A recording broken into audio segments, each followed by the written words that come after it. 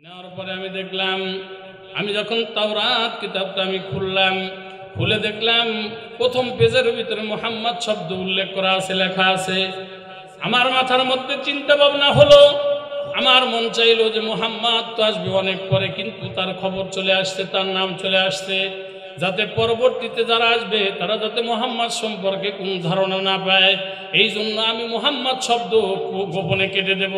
এই চিন্তা ভাবনা করে যখন নাকি মুহাম্মদ শব্দ কাটার চিন্তা করলো, এইবার নাকি চিন্তা করে দেখলো যে সত্যিই তো কেটে দিতে হবে। কলম হাতের মধ্যে নিয়ে যখন ইহুদি কলম ও তাওরাতের উপরে, তাওরাত কিতাবের ওই মুহাম্মদ শব্দের উপরে কলম ধরলো, একবার কেটে দিল। কেটে দিয়ে পরের পৃষ্ঠায় তাকায় দেখে, যখন পাতা উল্টাইছে দ্বিতীয় পৃষ্ঠায় যায় দেখে মুহাম্মদ শব্দ 3 জায়গায় লেখা। কাটছে একবার, হইছে কয়বার? ইহুদির বক্তব্য, আমি 3 বার যখন আবার কেটে দেওয়ার চিন্তা করলাম, 3 বার কেটে দিলাম। 3 বার কেটে দিয়ে আমি দেখলাম, তাকায় দেখি পরের পেজের মধ্যে 6 বার লেখা। জোরে বলেন আল্লাহু আকবার। অনুরূপ ভাবে আমি 6 বার কাটলাম, পরের পেজে যা দেখি 6 বার নয় 12 জায়গায় লেখা। আমি চিন্তা করলাম ব্যাপারটা কি?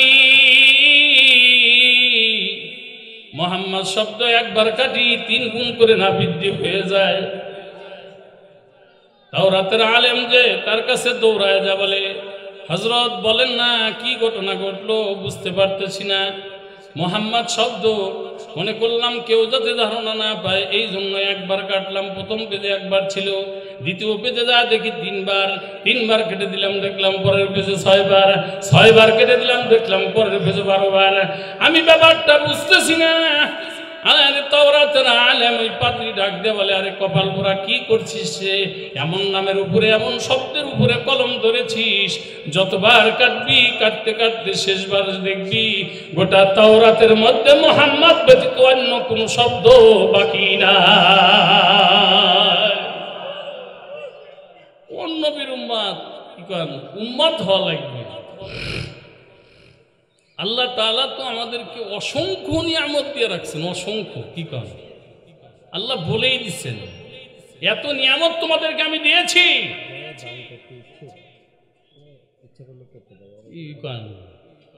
দেরি আছে, দান মান দেখতেছি, লোক নাই, জন নাই, দান মান দানের জন্য কি মাহফিল নাই? আল্লাহ তাআলা বলেন যে আমি এত নিয়ামত তোমাদের দিয়েছি, এটা আল্লাহর ঘোষণা। তুমি গুনবে, আসমানের দিকে তাকায় দেখো, জমিনের দিকে তাকায় দেখো, তোমার দিকে তাকায় দেখো, আসমানের উপরে জমিনের নিচে, এই আসমান জমিনের মাঝে যা আছে সব কিছু তুমি দেখো, আমি কত নিয়ামত তোমাদের দিয়েছি। তোমরা গুনবে, একটা একটা করে গুনতে থাকবে। আল্লাহ কয় যে ওয়াইন তাউদ্দু নি'মাতাল্লাহি লা তুহসুহা। আল্লাহু আকবার বলেন। আল্লাহ কয় গুণে শেষ করতে পারবা না, এত নিয়ামত আমি তোমাদেরকে দিয়েছি, অসংখ্য অগণিত নিয়ামত আমি দিয়েছি। তুমি একটু চিন্তা ভাবনা করে দেখো, কত ভালোবাসি তোমাকে। তোমার বাবা মার চেয়ে 1000 গুণ বেশি ভালোবাসি, এত নিয়ামত আমি দিয়েছি। তোমার শরীরের প্রত্যেকটা তোমার শরীরের প্রত্যেকটা অঙ্গ আর একটা অঙ্গের সঙ্গে এত সম্পর্ক, সবগুলো অঙ্কের সম্পর্ক হৃদয়ের কোনায় লাগাই দিয়েছি। কোনো তারের প্রয়োজন হয় নাই, কোনো মিডিয়ার প্রয়োজন হয় নাই, কোনো সুইচ টেপা লাগে না। আমি মালিক তোমাদের সুবিধার জন্য সমস্ত অঙ্গের সঙ্গে, একটা অঙ্গের সঙ্গে আর একটা অঙ্কের সম্পর্ক দিয়েছি। কথা ঠিক নেবে ঠিক? নগদ ওয়াজ, কথা বোঝেন নাই? নগদ ওয়াজ বুঝলেন তো? আল্লাহ তাআলা বলেন যে আজকে যে ঈশান নামাজ পড়ে অনেকে খানা খাইছেন না, মাগরিব পরে চা খাইছেন, তাই না? এই যে চা খাইলেন, খানা খায় আসছেন, কোরআনের ভাষায় আল্লাহ তাআলা আপনার খানা চেক আপ করে খাওয়াইছে। জোরে বলেন সুবহানাল্লাহ। কয় জায়গায় জানেন? 1 জায়গায় নয়, 2 জায়গায় নয়, 3 জায়গায় নয়, 4 জায়গায় নয়, 5 জায়গায় চেক আপ করেছে।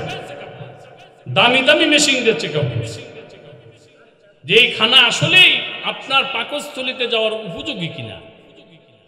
যদি উপযোগী হয় তাহলে আপনার খানা ওই সময় পাকস্থলিতে যাওয়ার অনুমতি পেয়ে পাকস্থলীতে চলে যায়, অনেক সময় অনুমতি পায় না, চেকাবে ধরা বলে ওই খানা আল্লাহ তাআলা খাওয়ান না।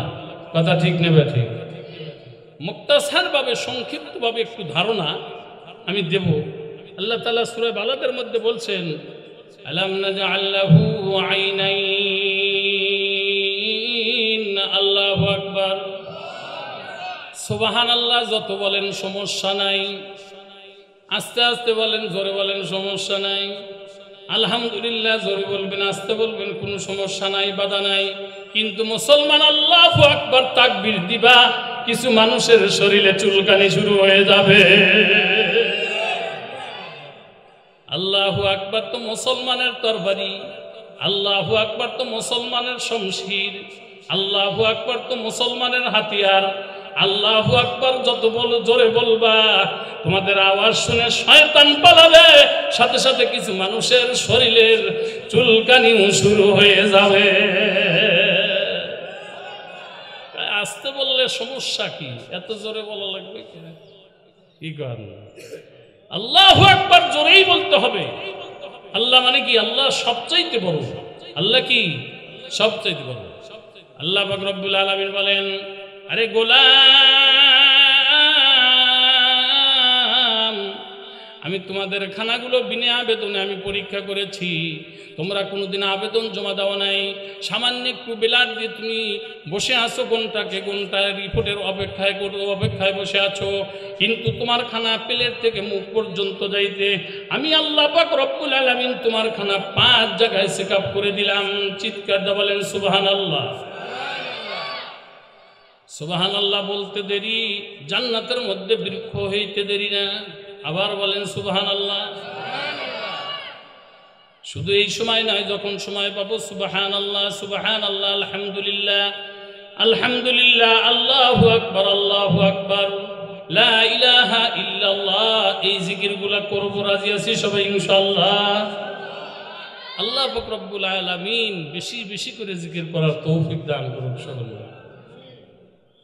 আল্লাহ তাআলা বলেন, আলাম নাজআল লাহু আইনাইন। 1 নম্বরে তোমার খানা আমি চেকআপ করায় দিলাম চক্ষু দিয়ে। তোমার প্লেটের দিকে তুমি তাকাইছো, এই প্লেট নিয়ে অন্য কোনো জায়গায় যাওয়া লাগবে না। তোমার খানা চেকআপ শুরু হয়ে গেছে, কোনো মেশিনের কাছে দৌড়ান লাগবে না, গাড়ি ভাড়া লাগবে না, ভ্যান ভাড়া লাগবে না, তোমার সময় ব্যয় করতে হবে না। তোমার খানার দিকে তুমি তাকাইছো, আল্লাহ কয় তুমি তাকাইলা, তোমাকে তোমার খানায় 1 নম্বরে চক্ষু দিয়ে আমি চেকআপ করায় দিলাম। আরে তুমি দেখার সাথে সাথে বলতেছো এই খানা আমি খাবো না, আমি ডায়াবেটিসের রোগী, আমি ভাত খাবো না, আমি তো রুটি খাই, আমার জন্য কি করছো? কথা ঠিক নেবে ঠিক? 1 নম্বর চেকআপ। 2 নম্বরের চেকআপ আল্লাহ তাআলা করতেছেন। 2 নম্বর চেকআপ হলো হাত দিয়ে স্পর্শ করা। হাত দিয়ে স্পর্শ করার সাথে সাথে রেজাল্ট চলে আসছে, আর দেরি নাই। কি কারণ? অপেক্ষা করা লাগে না। আল্লাহ কয় যে তোমার হাত দিয়ে তুমি খানাকে স্পর্শ করো, গরম না ঠান্ডা তুমি দূর বুঝতে পারবে। অনেক সময় বেশি ঠান্ডা জিনিস খাওয়া যায় না, বেশি গরম জিনিস খাওয়া যায় না। হাত রেজাল্ট দিল। আল্লাহ তাআলা বলেন তোমার খানা হাত দিয়ে চেকআপ করাই দিলাম। 3 নম্বরে তোমার খানা চেকআপ করাইলাম নাকের ছিদ্র দিয়ে। কি কারণ? সুগন্ধি না দুর্গন্ধি হয়ে গেছে? দুর্গন্ধ হয়ে গেছে, এটা হাত বলতে পারবে না, চক্ষু বলতে পারবে না। আল্লাহ পাক রব্বুল আলামিন নাকের ছিদ্রকে টেলিং দিয়ে পাঠায় দিয়েছেন। নাকের ছিদ্র কোনো পাঠশালায় লেখাপড়া করে নাই, বাজান কোনো ভার্সিটিতে পড়াশোনা করে নাই, কিন্তু আল্লাহর অর্ডার, আল্লাহ শিক্ষা দিয়ে দিচ্ছেন যতদিন তুমি দুনিয়ায় থাকবে অতদিন তোমার নাকের ছিদ্র ঠিক মতো ডিউটি পালন করবে। কথা ঠিক না ঠিক? কোনদিন কি ভাবছো মুসলমান আল্লাহ তাআলা তোমার খানাকে কিভাবে চেকআপ করেছে?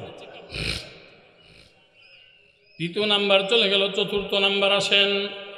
আল্লাহ তাআলা বলেন 4 নাম্বার তোমার খানা চেকআপ হয়ে যাচ্ছে। মুখের ভিতরে একটা গোশতের টুকরা আছে যার নাম হলো জিহ্বা। কি জোরে বলেন কি নাম? জিহ্বা। এই গোশতের টুকরার ভিতরে তাফসীরে আসছে 3500 থেকে 4000 পরিমাণ স্বাদ গ্রহণ করার ক্ষমতা রাখে। জোরে বলেন সুবহানাল্লাহ। জিহ্বা রেজাল্ট দিয়ে দিবে কোন চাউলের খানা, কোন চাউলের ভাতে কেমন মজা, মাছের কোন অংশে কেমন মজা, গোস্তের কোন অংশে কেমন মজা। হাত বলতে পারবে না, চোখ বলতে পারবে না, নাক বলতে পারবে না, কিন্তু পারবে আমার আপনার মুখের ভিতরে যে গোস্তের টুকরা আছে যার নাম হলো জিহ্বা। আল্লাহ পাক রব্বুল আলামিন জিহ্বার মধ্যে এত ক্ষমতা দিয়েছেন, জিহ্বা নির্ণয় করে মুখে দেওয়ার সাথে সাথে বলে দিবে কি ধরনের মজা। কথা ঠিক না ঠিক? মুহতারাম হাজিরিন, এইভাবে আল্লাহ মায়া করে দয়া করে খানা চেক আপ করে করে করে করে মেশিন বাড়িতে রেখে যাওয়া হয় না। আত্মীয় বাড়ি গেছেন, সেখানেই চলে গেছে মেশিনগুলো। চাষটলে চা খাইতে বলছে, বসছেন, সেখানেই মেশিন আছে, চেক আপ হয়ে যাচ্ছে। আপনি বাসায় খানা খাইতেছেন, চেক আপ হয়ে যাচ্ছে। আল্লাহ পাক রব্বুল আলামিন বান্দা বান্দিকে মহাব্বত করে, আদর করে, মায়া করে বাজান খানাগুলো চেক আপ করে করে করে করে খাওয়া। মা তো দুধ পান করায়, মা তো এত চেক আপ করে না, কি কন, তাই না? মা রান্না করেছে, তারপরেও আর চেক আপ করে না। আল্লাহ পাক রব্বুল আলামিন বলেন যে আমি বান্দা বান্দিকে এত ভালোবাসি। আমার পয়গম্বরের ঘোষণা যে আল্লাহ এত ভালোবাসেন যে খানাকে আদর করে করে চেক আপ করে করে উপযুক্ত মনে করে তারপরে খানা পাকস্থলীতে পৌঁছায় দেন। চিৎকার দিয়ে বলেন সুবহানাল্লাহ। পঞ্চম নাম্বার, খানার সব জায়গায় অনুমতি হয়ে গেছে, কি কন? হাত অনুমতি দিচ্ছে, জিহ্বা অনুমতি দিয়েছে, চক্ষু অনুমতি, নাকের ছিদ্র অনুমতি দিয়েছে। পঞ্চম নাম্বার, এই একদম শেষ এলাকায়, বর্ডার এলাকায়, হলকুমের এই জায়গায়, কি কন? ওই জায়গায় যায় আবার তিতে তিতে লাগে, কেমন যায়? তখন কি বলে, কয় যে খানা তো খুব মজা হয়েছে, কিন্তু হলকুমের মধ্যে যা কেমন জানি লাগতেছে। তার মানে কি? সন্দেহ হয় অনেক সময় যে খানার সাথে কেউ কিছু মিশিয়ে দিল কিনা, কি কন? বর্ডার এলাকায় ধরা পড়ছে, খানার সামনে যায় নাই, ব্যাগে চলে আসে, কি কন? কাগজপাতিতে ধরা বলে বিডিআর কি পাচার করবে? এই তুমি যাও হেঁটো এখান থেকে, কি নিয়ে আসছো, তোমার কাগজপাতি দুর্বল, কি কন? এই শেষ এলাকায়, শেষ বর্ডারে যদি ধরা পড়ে যায়, তাহলে ওখান থেকেও খানা ব্যাগে আসে। আল্লাহ পাক রব্বুল আলামিন আমাকে আপনাকে মোহাব্বত করে, ভালোবেসে, আদর করে খানাকে পরীক্ষা করে করে খাওয়াইতেছে। এই জন্য আমরা খুশি না বেজার? যদি খুশি বলি আলহামদুলিল্লাহ বলি, জোরে বলি আলহামদুলিল্লাহ, আরো জোরে বলি আলহামদুলিল্লাহ। মুহতারাম হাজিরিন, এটা কোরআনী মাহফিল নাকি বলেন? কেউ যদি আল্লাহর সঙ্গে কথা বলতে চায়, পয়গম্বর বলেন, তাহলে সে যেন কোরআন তেলাওয়াত করে, তেলাওয়াত করবে, আল্লাহর সঙ্গে কথা হবে। আর যদি মনে করে যে না আমি কথা বলবো না, আল্লাহই আমার সঙ্গে কথা বলবে, অভিমান করে থাকতে চায়, তাহলে পয়গম্বর বলেন সুন্দর করে ওযু করে নামাজের মুসল্লায় দাঁড়াবে, আর নামাজের মধ্যে আল্লাহ তাআলা কথা বলবে না।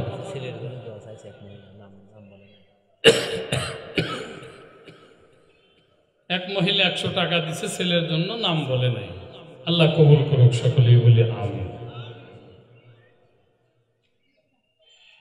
কোরআনুল কারীম তেলাওয়াত করবে, নিম্নতম 3টি ফায়দা হবে। কয়টি ফায়দা? জোরে বলেন, কয়টি ফায়দা? 1 নাম্বার, জনাবে মুহাম্মদুর রাসূলুল্লাহ সাল্লাল্লাহু আলাইহি ওয়াসাল্লামের ঘোষণা। 1 নাম্বার হলো কোরআনুল কারীম যদি কেউ তেলাওয়াত করে, 1 নাম্বার ফায়দা হবে দিলের মধ্যে গুনার কারণে যেই জং ধরে গেছে, যেই দাগগুলো ভরে গেছে, যদি কোনো ব্যক্তি কোরআনুল কারীম বেশি বেশি করে তেলাওয়াত করে, দিলের জংগুলো দূর হয়ে যায়। দ্বিতীয় নাম্বার বাজান, দ্বিতীয় নাম্বার হলো যদি কেউ কোরআনুল কারীম তেলাওয়াত করে, ওই ব্যক্তি আল্লাহর নৈকট্য লাভ করবে। প্রথম ফায়দা হলো তার দিলের জংগুলো দূর হয়ে যাবে। আর দ্বিতীয় নাম্বার, যদি আল্লাহর কোনো বান্দা বান্দি কোরআনুল কারীম তেলাওয়াত করে, কোরআনুল কারীম তেলাওয়াত করতে দেরি, আল্লাহর নৈকট্য লাভ করতে দেরি হয় না। তৃতীয় নাম্বার হলো প্রতিটা হরফের বিনিময়ে পয়গম্বর বলেন 10টি করে নেকি দেওয়া হবে। আমার নবী ডাক দিয়ে বললেন, সাহাবীদেরকে শোনো, আলিফ লাম মিম। আমি বলি না এটা একটি হরফ, না না, যদি কোনো ব্যক্তি আলিফ লাম মিম যদি বলতে পারে, আমি পয়গম্বর ঘোষণা করলাম আলিফে 10 নেকি, লামে 10 নেকি, আর মিমে 10 নেকি, 3 10 30টা নেকি তার আমলনামার মধ্যে হয়ে যাবে। সাহাবীরা রে, তোমাদের কি দিল চায় ঘুম থেকে উঠে ফজরের নামাজ পড়ে তোমরা 2টি উট সদকা করবে? তোমাদের কি দিল চায়?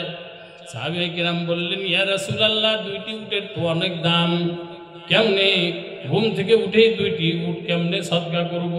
5টি উট কেমনে সদকা করব? আমার রাসূল বললেন, শোনো, তুমি কি কোরআনুল কারীম তেলাওয়াত জানো না? তুমি যদি কোরআনুল কারীম তেলাওয়াত জেনে থাকো, শুনে নাও, তুমি সুন্দর সকালবেলা ফজরের নামাজ পড়ে যদি কাউকে যদি 2টি আয়াত তুমি শিখাও, এই শিখানোর বিনিময়ে তোমাকে 2টি উট সদকার সওয়াব দিয়ে দেওয়া হবে। চিৎকার দিয়ে বলেন সুবহানাল্লাহ। কোরআনী মাহফিলে বসছি আমরা, কোরআনের সাথে সম্পর্ক করলে আল্লাহর পক্ষ থেকে ইজ্জত বৃদ্ধি হয়ে যাবে। কোরআনের সাথে আজকে কোরআনী মাহফিল, তাই এই শামিয়ানার দাম বেশি হয়ে গেছে। কি কন? কোরআনের সাথে যে জামা বানানো হয় কোরআনের, কি কন, হ্যাঁ, সামান্য কাপড় দিয়ে, কাপড়ের দাম গোটা পৃথিবীর সমস্ত দামি কাপড় যত আছে সকলের চেয়ে দাম বেশি। কেন? কোরআনের সাথে সম্পর্ক করছে। কোরআন তেলাওয়াত করবে, যে জিনিসের উপর রেখে রেহালের উপর রাখবে, কি কন, কাঠের টুকরা, সামান্য একটা বস্তু, এটা আমার আপনার কথা নয়, কোরআনের সাথে সম্পর্ক করছে কাঠের বস্তু, ওই কাঠের ইজ্জত আর দাম এত বেশি হয়েছে, গোটা পৃথিবীর সমস্ত কাঠের চেয়ে এর দাম বেশি হয়ে গেছে। অনুরূপভাবে কোনো ব্যক্তি যদি কোরআনের সাথে সম্পর্ক করে, কি কন, কোরআনের সাথে সম্পর্ক করলে, বেলাল ভাই মার জন্য 50 টাকা আল্লাহ কবুল করুন, যদি কোরআনের সাথে সম্পর্ক করে, ওই মানুষটার দাম আল্লাহর পক্ষ থেকে বেশি হয়ে যাবে। এই জন্য কোরআনের সাথে সম্পর্ক করার দরকার আছে না নাই? রাজি আছি তো সবাই ইনশাআল্লাহ?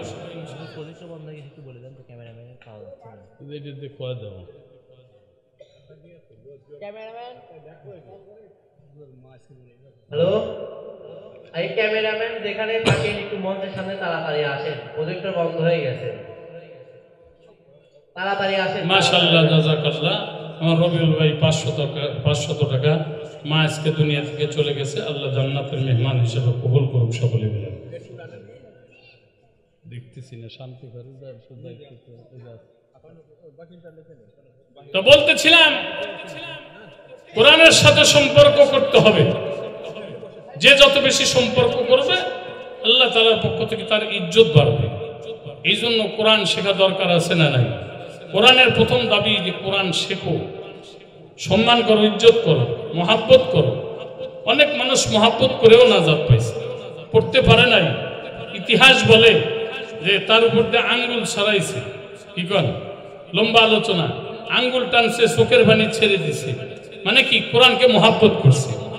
কবরের জগতে চলে গেছে, আল্লাহ তাআলা জান্নাতি মেহমান হিসেবে কবুল করছে। এই জন্য কোরআনকে মহাব্বত করা দরকার আছে। কোরআন যতদিন টিকে থাকবে, আসমানের তারকা ওই জায়গায় থাকবে, পাহাড় পাহাড়ের জায়গায় থাকবে।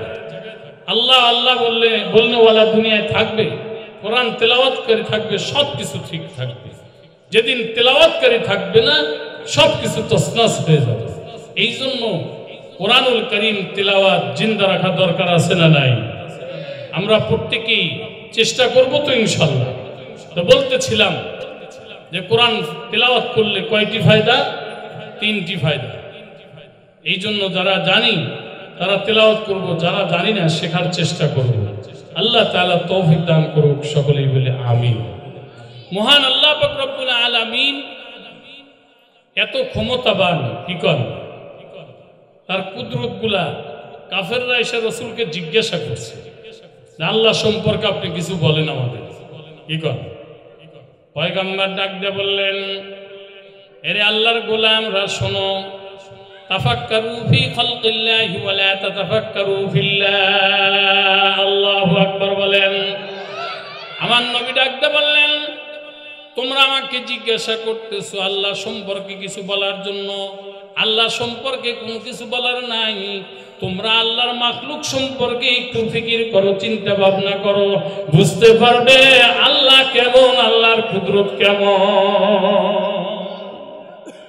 আল্লাহ তাআলা বলেন, কুল আরাআইতুম ইন জাআলাল্লাহু আলাইকুমুন নাহারা সারমাদান ইলা ইয়াউমিল কিয়ামাতি মান ইলাহুন গায়রুহু। আল্লাহু আকবার বলেন।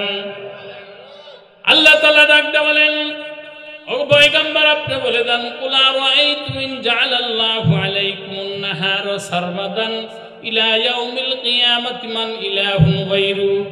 আমি রব, আমি প্রভু এত ক্ষমতাবান, আমি দিনকে যদি লম্বা করে দেই, কুল আরাআইতুম ইন জাআলাল্লাহু আলাইকুমুন নাহারা সারমাদান ইলা ইয়াউমিল কিয়ামা, আমি যদি দিনকে লম্বা করে দেই কিয়ামত পর্যন্ত একটা দিন হবে, গোটা পৃথিবীর কোনো মাবুদের ক্ষমতা নাই, আমি আল্লাহ ব্যতীত গোটা পৃথিবীর সমস্ত মাবুদ যদি আন্দোলন করে চেষ্টা করে কোনোদিন আর রাত বানাইতে পারবে না। কথা ঠিক না বেঠিক? আল্লাহ তাআলা ডাকতে বলেন, পয়গম্বর আপনি বলে দেন, কুল আরাআইতুম ইন জাআলাল্লাহু আলাইকুমুল লাইলা সারমাদান ইলা ইয়াউমিল কিয়ামাতি মান ইলাহুন গায়রুল্লাহি ইয়াতিকুম বি। চিৎকার দিয়ে বলেন আল্লাহু আকবার।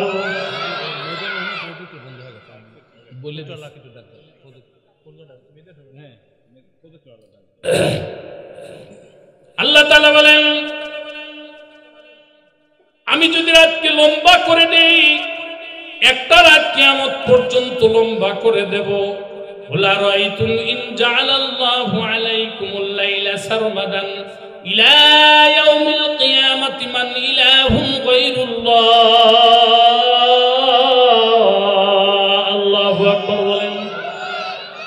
আল্লাহ কয়, আমি যদি এক রাত লম্বা করে যদি আমি কিয়ামত পর্যন্ত পৌঁছায় দেই, গোটা পৃথিবীর কোনো মাবুদের ক্ষমতা নাই, আমি আল্লাহ ব্যতীত সকলে মিলে যদি কিয়ামত পর্যন্ত চেষ্টা করে কোনোদিন এই রাতকে আর দিন করতে পারবে না।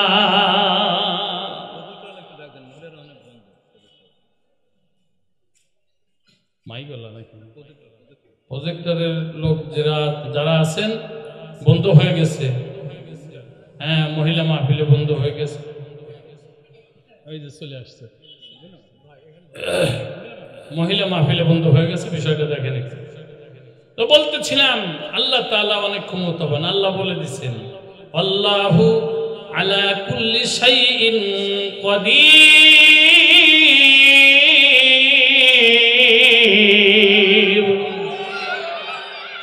আলা কুল্লি শাইইন কাদির।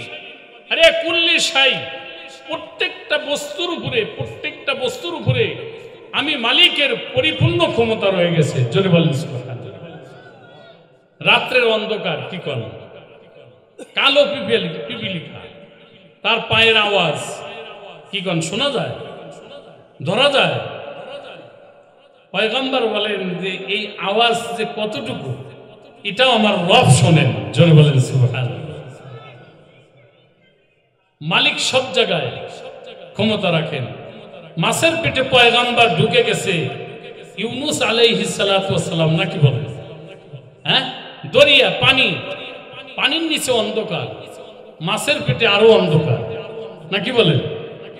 সেখানে লালন পালন করে খানার ব্যবস্থা করেছেন দীর্ঘদিন কে? জোরে বলেন কে? আল্লাহ তাআলা সেখানে লালন পালন করে কুদরতি ভাবে আবার জমিনে পৌঁছায় দিয়েছেন। জমিনে পৌঁছানোর সাথে সাথে রোদের তাপ পাইলে কষ্ট হবে, হ্যাঁ, একদম সাদা হয়ে গেছে, তাই না? শরীর নরম হয়ে গেছে, আস্তে আস্তে শক্ত হবে। হ্যাঁ, আল্লাহ পাক রব্বুল আলামিনের অর্ডারে পয়গম্বর যখন দুনিয়ায় মাছ উগরায় দিল, আর সাথে সাথে একটা লতা গাছ তৈরি হয়ে ঠান্ডার ব্যবস্থা হয়ে গেছে। মুহতারাম হাজিরিন, অনুরূপ ভাবে আল্লাহ তাআলার কুদরত, এই জন্য রাসূল বলছেন যে তাফাক্কারু ফি খালকিল্লাহ, আরে আল্লাহর মাখলুক সম্পর্কে একটু ফিকির করো, আল্লাহ কেমন বুঝতে পারবে, তোমাকে বুঝাইতে হবে না। আমার নবী ডাকতে বললেন, কাফের মুশরিক বেদিনের দলকে বললেন, তাফাক্কারু ফি খালকিল্লাহ ওয়ালা তাতাফাক্কারু ফিল্লাহ ফাইন্নাকুম লান তাকদিরু কদরাহু। রাসূল ডাকতে বললেন, তাফাক্কারু ফি খালকিল্লাহ, তোমরা আল্লাহর মাখলুক সম্পর্কে একটু ফিকির করো, ওয়ালা তাতাফাক্কারু ফিল্লাহ, আল্লাহ সম্পর্কে তোমাদের ফিকির করা লাগবে না, তোমরা বুঝতে পারবে আল্লাহ কেমন। আল্লাহ তাআলা কত ক্ষমতাবান যে আল্লাহ পিতা ছাড়া পুত্র দান করে দিতে পারেন। কথা ঠিক না ঠিক?